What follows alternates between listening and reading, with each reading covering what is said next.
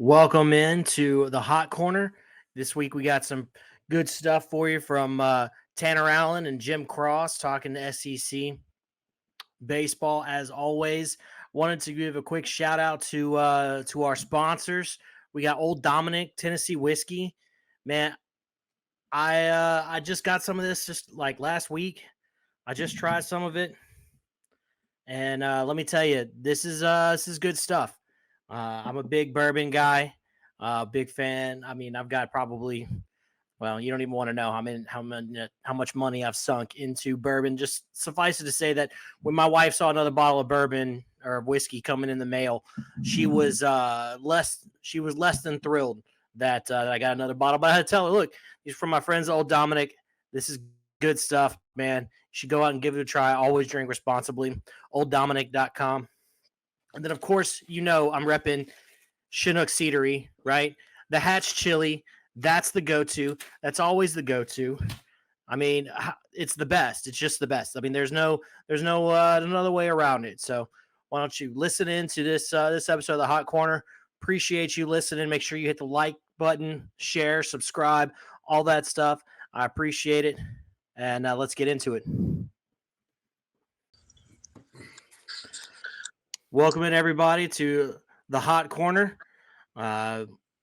Joined tonight by a couple of guests. Tonight I got my friend Jim. How you doing tonight, Jim? Absolutely excellent, man. We're sitting in the presence of greatness. We are indeed. Tanner Allen, the man, the myth, the legend himself. He's been good enough to join us and talk some SEC baseball. How you doing tonight, Tanner? Doing good, guys. Doing really good. Appreciate you letting me come on and talk ball with you.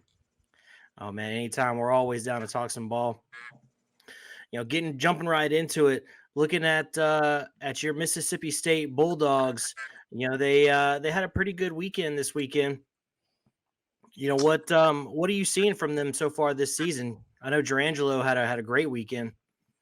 I think they're gonna be okay. They just don't have a winner on the team, a proven winner. As in, when I was a freshman at Mississippi State, we had Jake Mangum, right? They don't have that top dog yet, and they think they got a couple of top dogs, but the ones that think they're not top dogs yet, and that's okay. It's not a long way to go. They will grow throughout the year. And they're young. They got a lot of pitching talent. Got a lot of defensive position player talent. They're going to be fine, man. They got to keep playing. They got to keep playing. A lot of noise right now in Starkville, which is normal. You can't make everybody happy. They just got to ignore the noise, and the only thing that matters is what are behind those doors of the locker room. So if they do that, they'll be just fine. What you just said is so important because following y'all, I think about, all the elite guys at Mississippi State that stood out as leaders. But me and Alex being LSU fans, everybody wants to talk about specific names last year. But me and Alex know, following closely, it's the Dugas and the Belosos and the guys that were 4 or 5 year guys who were the key, the glue to that team. You got to have those guys who are, like you said, the man in the locker room. Man, I'm telling you right now, LSU, of course, I have a history with LSU. I was supposed to go to LSU, but watching them lately, I love the Travinsky kid, man. He is outstanding, especially some of the stuff he was talking about last year, and then really seeing how he's a leader on the field, and I can tell he's got the alpha dog in him, and he's fun to watch. So I'm a big fan of Travinsky. Alex, I'll tell you though, Alex, he waited his time, right? Because he was the guy in the shadows last year. Yeah, he's a fifth year guy. He's dealt with injuries a lot of his career. And then he got hot late last season. I was talking to Jay Johnson earlier today actually, and Jay was saying that that last year he was a guy and he was really important on the team, but like this year, like this is his team this year. Love him, man. He's like you said, he started at the dirt, right? He started from the very bottom and worked his way up and dealt with injuries last year, but man, I love watching him play. He is a true alpha ball player. He's not a prima donna. He is a baseball player, and I love watching him. But I'll tell you, as far as Mississippi State, I don't know who the dude is yet. Like you're saying, I haven't seen it myself. But you brought up Durangelo, Alex. But the guy that's got my attention, obviously IOTB guest Nate Dome, is absolutely shoving right now. Looks great. Very good pitcher. Very Did good you pitcher. I expect to watched him. see? Did you expect to see him? Last year obviously had some starts as reliever, but he kind of like hit on the scene really really quick, emerging this year. Did you expect him to come out hot like this? Yeah, man, to be honest with you, it kind of surprised me. It did, but after watching him for the last couple weekends, he's a Friday night guy. And the thing with me, when I watched him in the preseason, I'd see him throw a little bit in the scrimmages and stuff. And I didn't go to many scrimmages. I went to very, very few. But when I watch him throw, if he's in the zone, man, he's really hard to hit. He's really hard to hit. Yeah, since you kind of brought him up already, Tanner, talking about LSU, they're coming back off the title year. What is that like? Coming the year after. I know you left school after you won the title, so you weren't there the second year. But kind of talk about what it's like winning that title, and then maybe from talking to some of the guys that were still there after you left. What's it like? That next year. Well, here's the thing about it. When we won the title, we were the last year without NIL. So we were the last pure college World Series champions. Because now you got NIL and all this movement and transfer portal, all this movement going on. So LSU's got a lot of new faces. But they do have some guys that came back. And for me, if I would have went back the year after we won a national championship, man, it would have been we got to work twice as hard because there's really going to be a target on our back now. And everybody's going to want to come get us every time. See, these guys are learning now in Starkville right now. They're learning every time they step on the field, there's a target on their back. You saw Austin P come in and pop them twice midweek. They love that. You're going to get everybody's best shot every time you step on the field. And it's up to them to prepare to get ready for that. Yeah, absolutely. Another team that really kind of it's been impressive all season. Texas A&M. I don't know how much you've been following them, but man, they're undefeated. Their pitching looks hot. They've got maybe the best lineup in the SEC. We talking about Braden Montgomery and Jace Lavalette. I said maybe. It's arguments. The boys in Knoxville have a real case. Oh, I agree. Knoxville. I think South Carolina's got a good case too, but Knoxville A&M lost the bat. Tennessee, they lost the bat coming as the That's all right. season as they didn't. I'm just going to tell y'all how I see it. I've seen Alabama be undefeated many a times before SEC play and then go and not even make the tournament, right? But I do agree those two teams are very good, but we'll see what happens when they hit SEC play. That Tanner said exactly my sentiments about A&M because the last 2 years I ranked them high, Alex, and they burned me. It took last season for them to get hot at the end to even, end up with decent seeding in the tournament. Remember, they look bad during SEC play. So to Tanner's point, I need to see it when it matters, not in the early season in a easy non-conference opponent schedule. Hey, exactly. I hear you. We got to talk about what's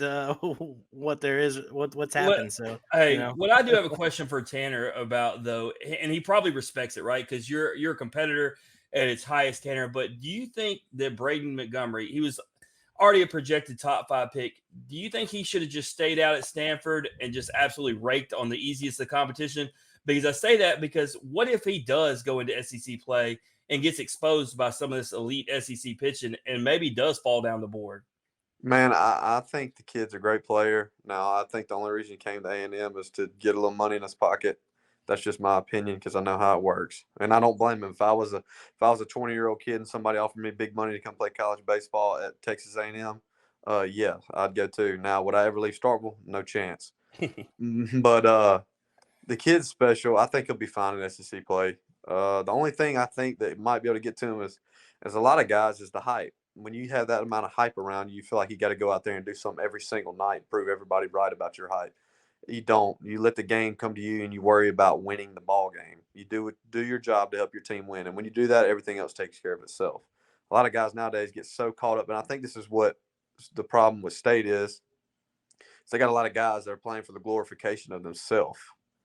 Right? They want to be Instagram famous. They want to have all these fans and be so popular that none of that matters. Only thing that matters is a W in the win in the column, right? In the win column. If you win, everything else takes care of itself. And as soon as they figure that out, they'll be fine. Yeah, your arch rival there, Ole Miss, has kind of had a rocky start too. They've had a rough couple of years since they won the national title. You know what? What do you think about the Rebs up in Oxford?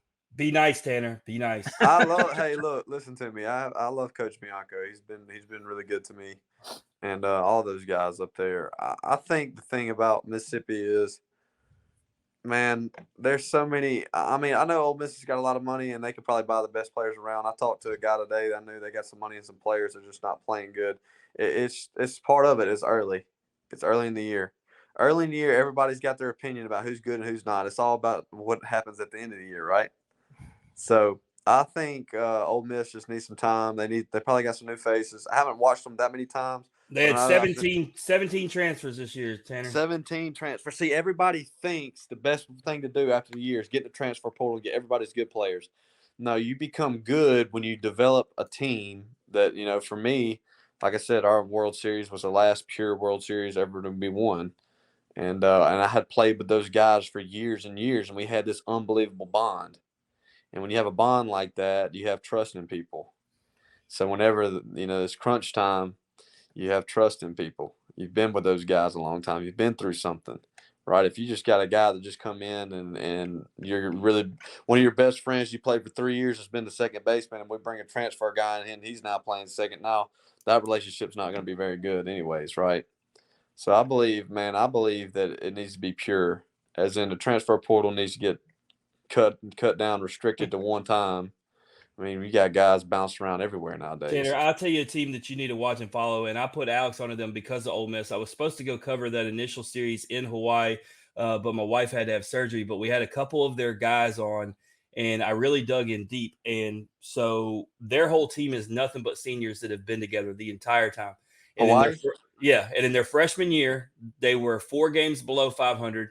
In their sophomore year, they were 4 games over 500. Last year in their junior year, they were 10 games above 500. And so they come out and split the series with Ole Miss.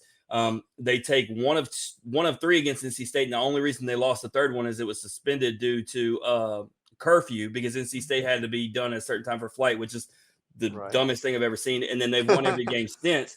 But those guys talk to me about that, and it's exactly what you're talking about. Those guys – don't sleep on any team that has had 4 years of guys that have grown together. And if you look at the record, they literally have progressed every single year and done nothing but build on it. Exactly. They're dangerous. There's just something about it, man. You build a bond with guys because in the fall you're training so hard and you're going through hell. You got to get up early and work out. For us, at least we did. You go through struggles and challenges together, and when you complete them and get by them, and it makes you bond as a team, right? And that's the only way to win, is be a team. There's no one-man wolf pack that's gonna win, right? It's all about being a team. College baseball is a team sport, is a team league.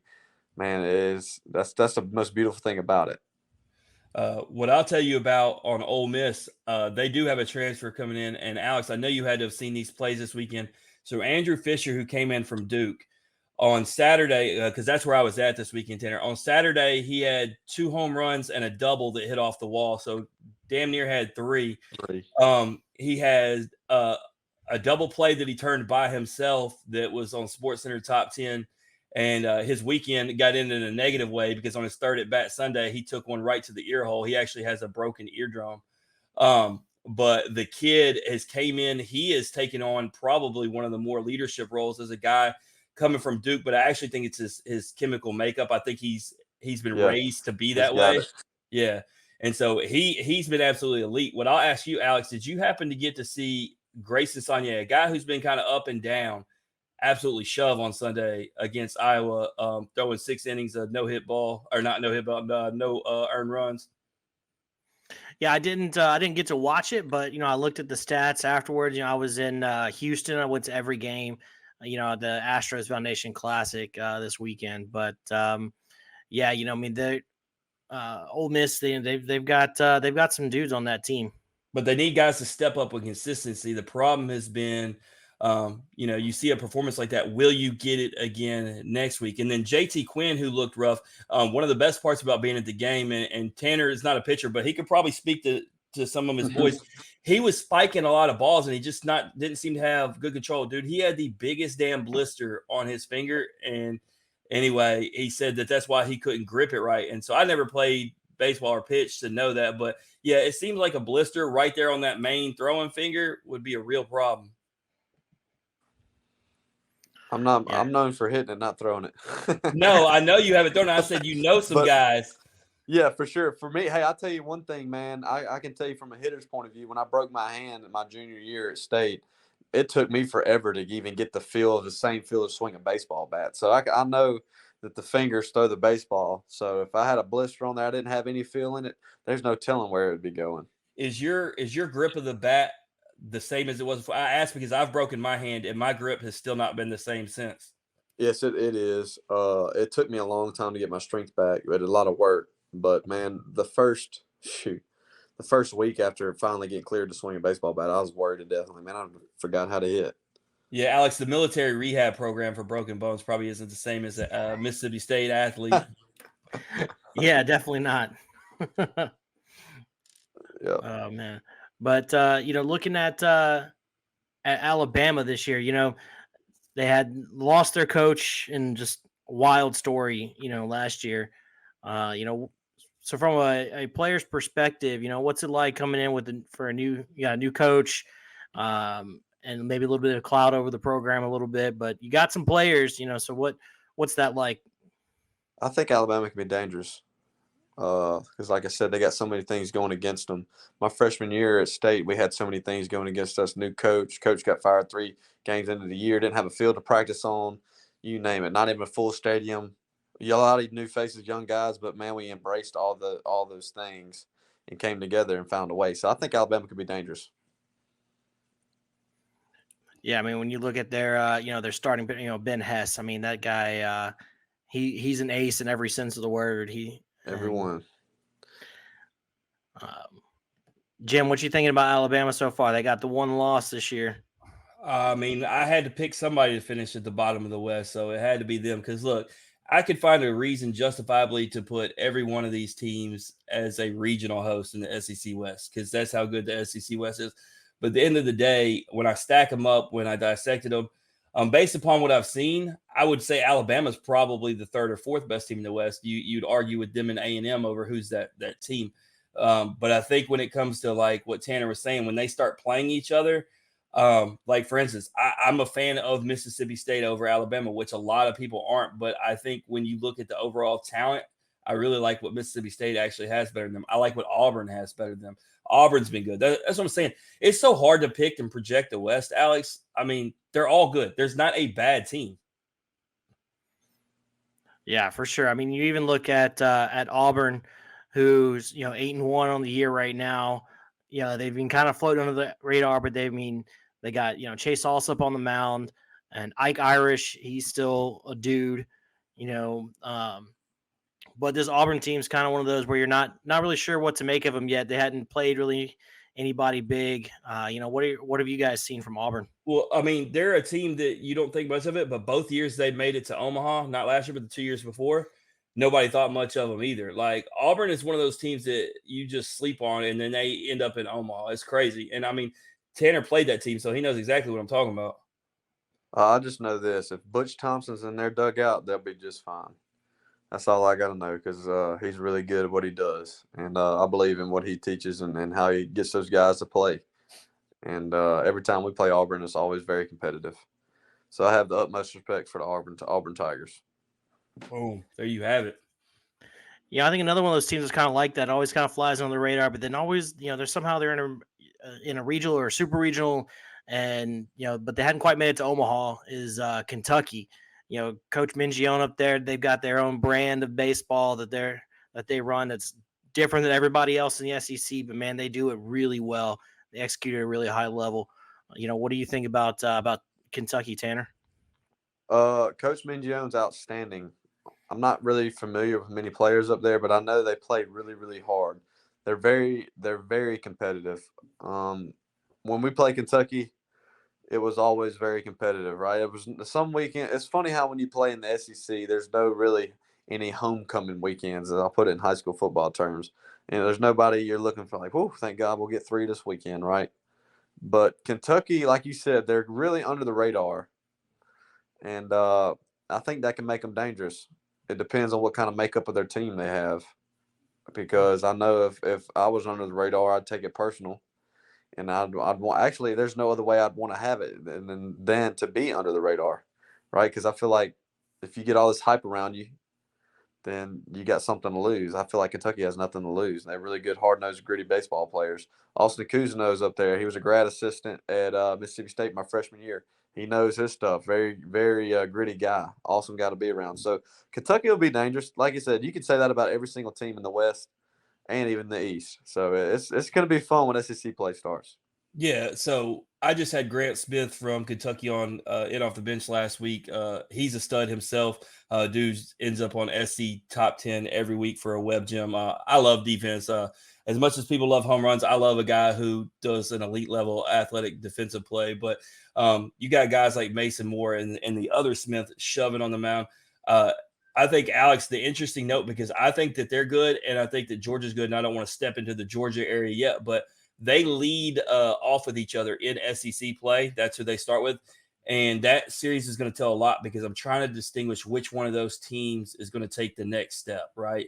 And actually get up there and play with the big boys. But that's a series that I got circled I'm looking forward to because I'm actually a believer that Kentucky can do something. And I mean, you're talking about a team that came into Baton Rouge for Super Regionals last year, and they brought back a ton, right? I mean, they didn't lose a lot. Exactly. Yeah. That's big certainly. time. Oh, go A ahead, lot Sid. of experience.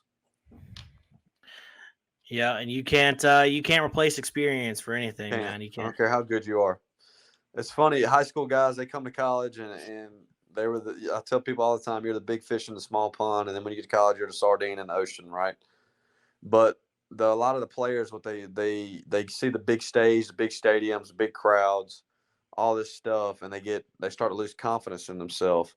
And that's what I'm trying to tell the guys in Starkville right now. Hey, you're supposed to be here. You're supposed to be on the field. You earned your way here. That makes a difference when you play with that kind of mindset. Yeah, I mean, a perfect example of that, Alex, going back to 2021, I was at the series where Mississippi State lost to Missouri. Tanner and them dudes were pissed. But a young team, a non-experienced team would have folded in that moment. Everybody's talking, saying they don't even deserve to be hosting a regional. You know, they hear all the noise, everything, and, you know, even struggled in the SEC tournament, right? But Ooh. you have an experienced team that comes back and it's like it never even happened, because when you look at guys like him and Rowdy and you go down the whole list, none of that mattered, man, because when you gave them a fresh new start in the postseason and they were at home in front of those folks, they were ready to go. Ready to go. I remember that Missouri series though, Tanner. Y'all, man, I didn't look. My son was wanting autographs that day. I was like, man, I don't even want to be nowhere near these dudes. Hey, look, that's a funny thing about Starkville, and I know it's probably going on right now, is when you lose, you don't even want to go out and show your face. Never want to. But when you win, you want to be right in the middle of it. That's that passionate fan base, you know. They love a winner. Hey, with winning comes a they problem deserve too. one. They're outstanding. Hey, They deserve one. winning isn't always fun either, Tanner, because you know when you're winning, then you can't get people away from you. Because I remember I told you that story about Tommy White, Alex, on the ring day. My man couldn't even get a plate of food. Yeah. Man, how about that dude? That dude is super clutch. You know, at first I wasn't sure about Tommy White, but now the more I watch him, I mean, he's earned my respect. Look how clutch he is. He might be a little flashy. He might have some he got one too many chains on for me, but I'll tell you what, I respect the way he plays and how clutch that guy is, man. He could really swing it. Fun guy to watch. Every time he comes to the plate, you better have your eyes on the TV or on the field. That's a really cool guy to watch play. What's funny is the people right now, Alex and me, amongst our other LSU brethren, have been battling. He hasn't looked as sharp to start the season. And how many months did he go without swinging a bat, Alex? 4? 7 months. 7? Yeah, he ain't swing a bat for 7 months, and people like he just don't look like he did last year. It's like, damn, man, like cut my man some slack. What happened? He had off-season, shoulder surgery. He dislocated his shoulder first game of the year last year, and then played through it hurt the whole season. And then as soon as the season was over, had shoulder surgery. So he didn't swing a bat until like the week before the season started. Oh yeah, I'm gonna let you. For anybody giving that guy any kind of trouble about that, have no idea what they're talking about. I mean, they have no idea how hard it is. I actually was there filming for just the guys, not for the public. And I told Alex, Coach Jordan came over and told me to stop filming because I was like, I'm not fixing to show nobody. He goes, I don't care. I want nobody. it shows what surgery. I told Alex his first 4 swings, he just swung and missed in a BP.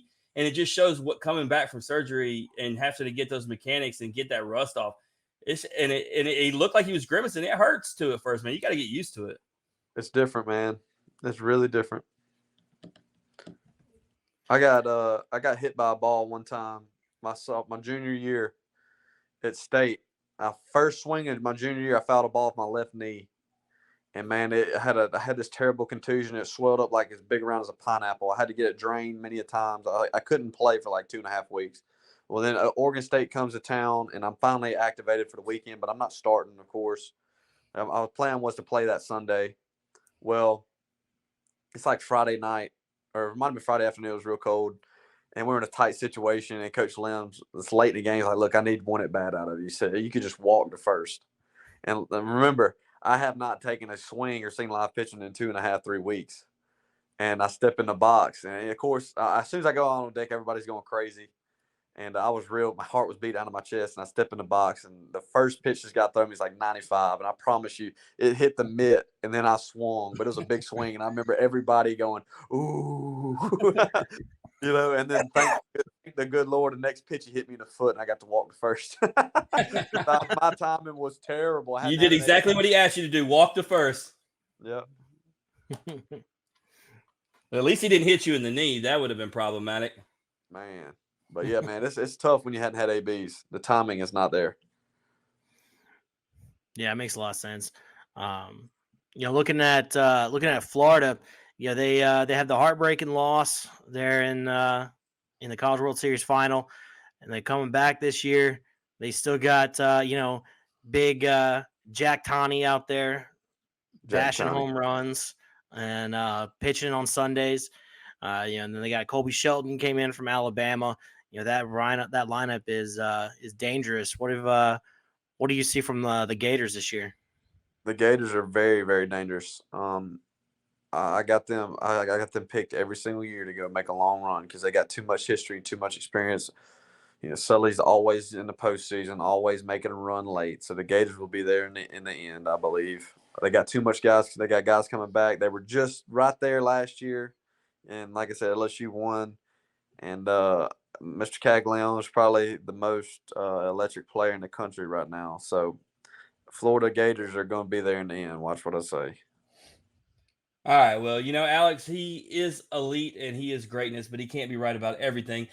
And off the bench hasn't even had Cags on, even though we were offered him, because we don't do Florida because we hate Florida.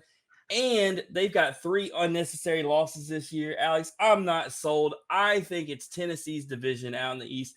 And I think South Carolina is better, even though they just came off 2 losses to Clemson by 1 run. So don't lock me up for that Florida pick. They will end up being a host. Somebody's knocking them off in their house in the Supers. I don't know who yet. I got to see how it's lined up. But when it gets to that point, I will tell you who's beating them in Supers, Alex. Yeah, I mean, I don't know if I agree with you. Their starting pitching's gonna need to find a way. They got a freshman in the starting rotation, Liam Peterson. So he's gonna take a little time to come around. We'll see how he does in SEC play. But he's like you said, Kevin O'Sullivan's always got a good team, and he's a pitching wizard. So he'll figure it out on the mound. I just want to know how much Florida's playing all the ranking systems, because only yours at College Baseball Central and mine doesn't have Florida ahead of TCU, who is 12-0 and swept UCLA amongst other things. And Florida got 3 losses, including to St. John's and I don't even remember who, somebody worse than that, and then Miami. And they just still sitting there at number 4. Who cares about a loss early in the year? Nobody. Me. Nobody. Hey, foreshadowing is everything. Nobody cared about Arkansas's loss to TCU in the second game of the season last year. Well, how'd that pan out in regionals? That's right. You're right. But I'm telling you, man, everybody's so caught up in who's going to be good. It's hard to tell this. It's just early. It's hard to tell. I will say this, because we went from the West to the East and didn't talk about it with Tanner. I happened to be there for it at the College Baseball Series. Dude, Tanner, when you step into a box with a guy doing what Hagen Smith was doing, right? Mowed down 15 in a row, strikeout. Like, what's your thought process as a hitter coming in the box and dudes, throwing it like that? Well, the first thing that come to my mind, if he's in a groove mowing everybody down, I'm laying a bunt down and getting him in a stretch. Gotta Dude, get I some love push. it because he's dead serious too. I love it. Yeah. Dead serious. So at some point, somebody's got to swallow their pride and lay a bunt down and get him moving on the mound, get him in a stretch, do something, put some pressure on him because clearly what we're doing isn't working. Dude, I love it. You know who would be perfect to do something like that too? I think would do it just like T.A. Charlie Condon would lay down a bunt in a heartbeat because that dude's all about winning at all costs. DVH is good, man. Arkansas, good atmosphere. They'll be good. They're gonna be fine. Their There's schedule lines up perfect. Everybody comes to them, including LSU. That's why I got them winning the West, just because not just talent, but when you add up schedule, they're going to host just like they've done the last few years. They're just going to have to not do what they did last year and get knocked off in their own house, which I don't know. Last year, I think they just had a red hot TCU team. In any sport, if you get the team that's on fire coming through your region, it's just unfortunate. That's it. You know, the Arkansas lineup hasn't performed up to expectations yet. So is it time to worry, Tanner? Or they still need to No. give it time? Not even close. Nope. It's too. I'm telling you, man. As soon as SEC play starts, I can't remember. They're probably still playing around with their lineup too. Yep, It's like we switched it last weekend. Yeah, every year at state, we'd always play with our lineup. And then finally, we'd get it about just before SEC play or just a few games series in, and just stay with it all year long.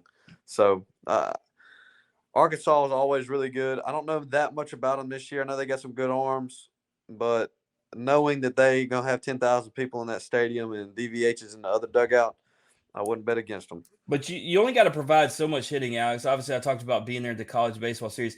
They had 2 games where you got elite pitching from Hagen Smith and Brady Tiger, and neither of them got the win because they didn't produce the runs. They go to the 14th in that second game against Oklahoma State. They couldn't hit anything. They couldn't do anything to get that win. They end up getting. Ironically, he brings up they walk it off on Lane Forsythe. I don't know if you know that, Tanner. Lane Forsythe bunt walk off. So, Brady Tiger and the lefty, man, that's a good one too, right there. Yeah, but and that's what I'm saying. You gotta produce some kind of. You don't gotta produce a lot, but they're not in those games. They couldn't produce 2. They got time figured out. That's it. They got time. South Carolina went in, had a rivalry weekend, lost 2 to Clemson. But they've got Ethan Petrie, he's been on fire, Casas and Messina, those guys, one of the best lineups, in the SEC. And then their pitching's been coming on too. What do you think of the Gamecocks this year? I think they're going to be very good. Very good. Coach King still over there. Love him to death. He was on Team USA with me when I was in sophomore.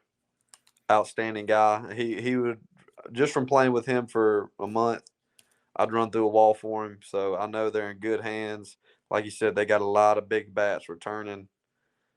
It's all about this, man. If they can just play good baseball, it's don't get swept on the road and win your series at home. If you do that, you'll be just fine. And that's the way they got to look at it because, like you said, they got too much experience to not be in the postseason. Yeah, I mean, I talked to Messina this weekend afterward, and Alex, he wasn't the least bit worried. But to go on what Tanner was saying, if you listen to the Kingston interview, because I know you did, you love listening to them coaches. He talked about losing by 1 run only in a hard fought battle like that, including one that goes to extra innings. They never looked bad at any point. It was great competitive game against your rival. They weren't even at home, so like you never want to lose. But he said those were losses that he can live with, and I agree with that. I didn't come out of there thinking, oh man, South Carolina's not as good as I thought they were. What I came out of there saying, okay, Clemson's a little better than I thought they were. Another team we kind of touched on, specifically a player that we touched on earlier is Charlie Condon. He's been man on fire so far this season. He made the shift over from first base to third base, and he made some incredible defensive plays over there in the hot corner. Shout out. What do you think about Charlie Condon? I didn't even think about that. Your first guest on the hot corner, made elite plays on the hot corner. And very nice. Well done. You talking about? Is that the kid from Arkansas? No, Georgia. The one he's got 9 home runs right now already this season. He's batting .583. Yeah, he's out of his mind. See, they got the Alford kid too. He's doing really well. Yeah, came from y'all. Change the scenery sometimes. Talk about some of your ex-teammates. When we had Hatcher on talking about Kennesaw State, just sometimes needing a culture change. And he's one of many guys we talked about. It's not that, they didn't love the place they're at before. So, sometimes the pressure or, whatever. And Alford couldn't do nothing last year for Mississippi State. And then he goes to Georgia and just starts wrecking the ball. So sometimes you just need that change. Yeah, sometimes you do. I don't know much about Georgia. I never played. That was the only SEC stadium I never played in. So, but I do know who you're talking about. The Conde kid. For some reason, I thought he went to Arkansas, but they got some good players. Just for watching just a few highlights. But man, it's like this. I guess they control their own destiny. It's Georgia baseball. They're known for football, right? But you can also play with that as a chip on your shoulder. Because everybody doesn't think we're going to be anything. From years past, I don't think Georgia's been – my sophomore year, they were very good. I remember that. They had a lot of really good players. But from years past, I don't think they've been that competitive. Now, that being said, I have heard good things about them this year. I think about this because this is the key, Alex, that since Tanner's not getting to watch them as much, how will, and Colby Branch is a baller from there, and you brought up Alford. Will they be able to stay consistent and be able to protect Charlie in the lineup? Because that was one of the beautiful parts about your Mississippi State team, right? The 2-3-4, and I loved it because you were able to be moved up to the 2 spot because of it. Having guys that can protect you in the lineup, you, Rowdy, Cam, the works. Do you think that they'll be able to protect him ultimately when it's all said and done, especially when we get an SEC play and go against elite pitching? I mean, we'll see. That's that's going to be the big question. I mean, because look at Nick Kurtz right now, right at Wake. He's been walk 21 times already, because they're not forcing his hand. Seaver, that's kind of one of the under the radar things right now, right? Like Wake Forest is winning these games, but people aren't actually paying attention that the bats in front and behind him actually aren't doing that well, and that's why they're able to just walk him. Yeah, I mean that's certainly going to be that's certainly got to be the plan right now. I mean against Charlie Condon because I mean his slugging over 1,200 is his slugging percentage right now. Like that's absurd. Here's the thing: these scouting reports before the game, I promise you, whoever the best hitter is on the other team, the team that you're playing, they know it, right? For instance, my last year at State in 21. They knew that to not let me or Rowdy win the game. So whenever the game was on the line, they would come pitch around us. So if it got to where in 21 that Rowdy wasn't able to steal because if he stole, they were going to walk me. And that was the thing. So these pitching coaches, they know the best hitters on the other team. I promise you that. So if you don't have them protected, they're not getting anything to hit. I can't remember what game that was that they walked you intentionally and went to my boy Cam, and then he smashed a 3-run bomb. Oh, it was glorious. That's it. They're not baseball. You got to use your brain. Clearly got to use common sense. Why am I going to pitch to this guy when a guy behind him is not doing anything? This guy's, you know what I mean? If the game's on the line, am I going to let the best hitter on the team beat me or the guy behind him who's not doing as well? Well, it's funny because, Alex, do you think Tanner, if he's the coach last year, doesn't – because that's something we've talked about at nauseum, right? Pitching to Tommy White in that moment. Should have probably put him on base. What do you think, Tanner? I can't remember the exact situation, but the big homer he hit to send him to the in extras. That's a tough situation, man. I wouldn't pitch. I mean, Beloso had been hot in his own right on deck, but I mean, the right-handed or left-handed. He hit a home run off a right-handed pitcher, so I'm definitely pitching to him because a Beloso right on left, not happening. Not happening. So that's a tough situation. It's really pick your poison, but they had the lineup set up perfect, right? Mm-hmm. Yep, and I mean Dylan Cruz was already on base. Dylan Cruz was on first, when he hit that bomb, so it wasn't like they had a base open. Exactly. You can't put the winning run on base. Yeah. But Georgia, I really feel like they're a sleeping giant, because there's just so much talent in the state of Georgia, and they just haven't been able to take advantage. Places like LSU and South Carolina and Tennessee, and have gone in and plucked some of those talented players out of Georgia. But if Wes Johnson, the new coach over there, if he can get that recruiting going and try and lock down that state a little bit more, I feel like Georgia could be, a sleeping giant. You said the key, Alex, because Michael Massey said on his In Off the Bench episode, he's from Georgia.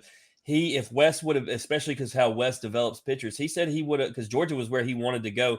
He ultimately went to Wake and to the lab and everything. But picture Massey right now in red and black, because if Wes Johnson would have been there, he said that's where he would have went. So that's going to help them go in the future. If you have a guy telling us that who's elite like Massey, that's telling me that the next set of guys is going to want to come there because Wes Johnson's name carries weight like that. Yeah, absolutely. Well, guys, I think we'll go ahead and wrap it up for this week. I appreciate your time. Always enjoy talking ball. Tanner, I hope to do it again pretty soon. Yeah, man, appreciate it. I had a blast. All right. Well, thanks, guys. Thanks, Jim. Appreciate you hopping on and giving us some good insight. Absolutely. You know who I'm talking to tonight, right? Jake Brown, baby. Go Tigers. Let's go. All right. Thanks, guys. All right, guys. See you.